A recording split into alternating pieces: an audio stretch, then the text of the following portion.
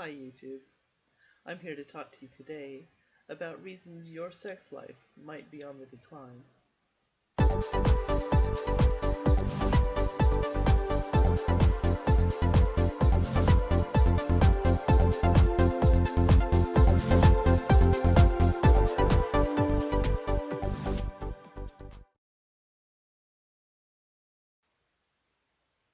Hi, I'm Laura Mary Gold, a certified counselor, author, and clinical hypnotherapist working with couples and families in the South Seattle area of Washington State. So let's start by talking about some of the physiological and psychological things that change in long-term relationships and with age. In other videos in this series, which are linked below, we talk about some ways to rev up your sex life. In this video, we explain some of the real reasons the sex in your marriage might be suffering. Sometimes just knowing what's normal, knowing what other people experience, might make it easier to deal with some of the changes that occur with age. So, what constitutes normal in terms of physiological aging changes? People find that over time and with age, erections become slower, softer, briefer, ejaculate volume is lower, discharge is less forceful. For women, vaginal walls thin and vaginal lubrication decreases. For both men and women, there are fewer contractions during orgasm, so all those physiological changes tend to be pretty significant when compared with the way life was when you were younger. There are other changes too. Some of them we can control, some we can't. There are certainly changes that occur with injury and disease. When people undergo surgeries, when they break a bone, when they suffer diabetes and other diseases, there are pretty significant physiological changes that take place in the human body. There are lots of changes related to medication, particularly if you're using antidepressants. There can be a marked decrease in libido.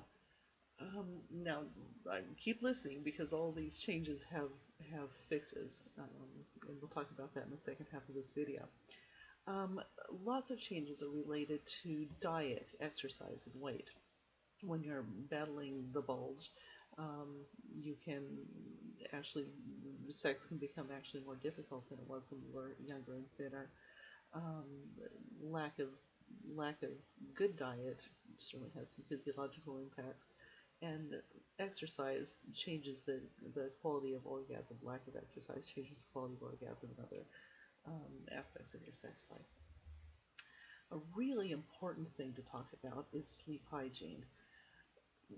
If you can watch our channel, we've got some videos that push you to sleep better. But in short, poor sleep habits guarantee bad or no sex. Frankly, if you're not in bed, if you're up playing video games, you're not having sex. But beyond that, there are actual physiological changes that occur to the brain, to your thyroid functioning, to your metabolic functioning, that we'll talk about in some other videos, so keep an eye out for those. Another really common issue that men and women deal with is erectile dysfunction. You've seen the ads. This is a common and age-related sexual condition, usually, that affects about 30 million men in the United States alone. It has both physiological and psychogenic causes, which we'll talk about in some other videos. Hypoactive sexual desire, which is also called hypoactive sexual desire disorder or inhibited sexual desire.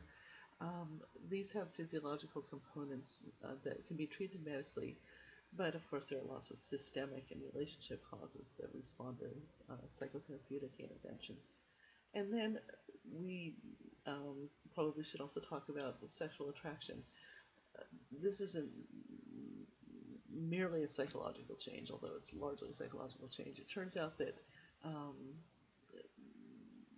people tend to respond to having novel sex partners. On the other hand, when research has been conducted with people who've been in long-term relationships, it turns out that sex is positively influenced by things like familiarity and intimacy. The majority of people, this is a good thing to know, the majority of people over the age of 75 report that they have a strong physical attraction to their partners. So that's good to know. Now let's talk about some more psychological concerns. A really big impact on your sex life, probably the biggest impact, is relationship issues. It turns out that things like anger and boredom, resentment, unmet expectations, parentification, where one partner is acting like the mommy or the daddy of the other partner, affairs, jealousy, all these sort of relationship issues have a huge impact on the quality of your sex life, as you might expect. It's more than that, though. What we find is that there's something called differentiation that impacts, and we'll talk about this a lot in some other videos. Differentiation sort of means that a lack of differentiation means that you kind of define yourself by how it's reflected in other people. So if your partner thinks you're awesome, you think you're awesome. If your partner is unhappy with you, you feel sad. You feel you're responding to your partner. In other words, instead of having some internal sense of self, you pretty much depend on the people around you to define whether or not you're valuable. Then there are aging issues that impact your sex life. There are concerns over mortality. Am I going to die? When you get to be in your 40s and 50s, that becomes very real, maybe for the first time in your life, especially when your teenagers start to move into adulthood. That transition is really traumatic for a lot of relationships. Your youngest child is 17, or in fact, if any of your children are 17, all of a sudden you're facing this thought that life as you know it is going to be very, very different in the very near future. For a lot of people, that means they don't know who their partner is. They don't know who they are.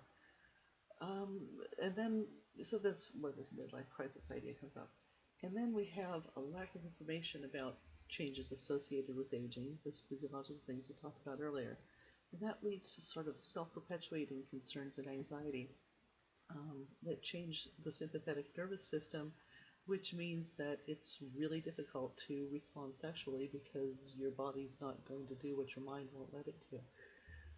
Embarrassment, poor self-esteem, internalization of other people's expectations, comments about physical changes, whether they come from outside or inside your own brain. These all have a really dire impact on your ability to have a quality sex life. What we do in psychotherapy is teach people to sort of understand who they are, to find new ways and tools for dealing with these changes in their physiology and their psychology. And once we have these tools in place, we find that people's sex lives and their marriages tend to be much, much better.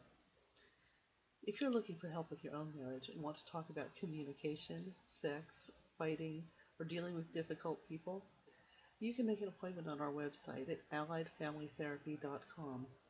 We work with people in the Seattle area in person in our office in Renton. If you're out of state or just don't like dealing with Seattle traffic, we're happy to see you online via Skype.